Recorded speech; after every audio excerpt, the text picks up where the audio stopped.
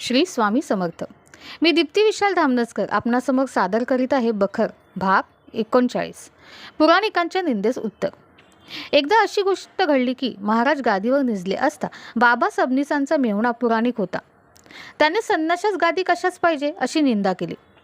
पुराणिक बुवास महाराजांनी त्यावेळेस काही जबाब दिला नाही. 1 महिना गेल्यावर ते एके दिवशी सहज कडप गावास जाण्यास निघाले. पुराणिक बुवा बरोबर होतेच. जाता जाता कडप गावापलीकडे डोंगर आहे, त्याचवर सायंकाळचे सुमारास चढू लागले. पुराणिक बुवा परत जाण्याबद्दल महाराजांची विनंती करू लागले. होय होय म्हणून समर्थ डोंगरावर गेले.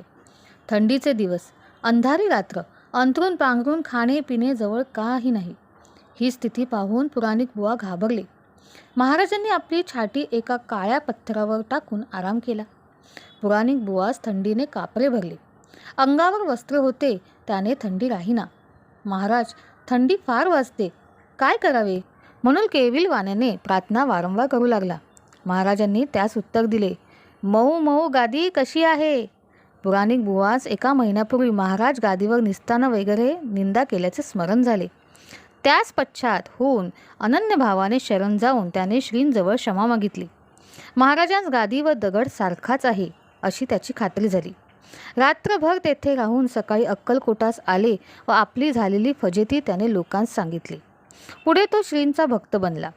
उत्तरोत्तर महाराजांचे वैभव वाढवून मोठे राजाप्रमाणे त्यांचा थाट बनवून राहिला.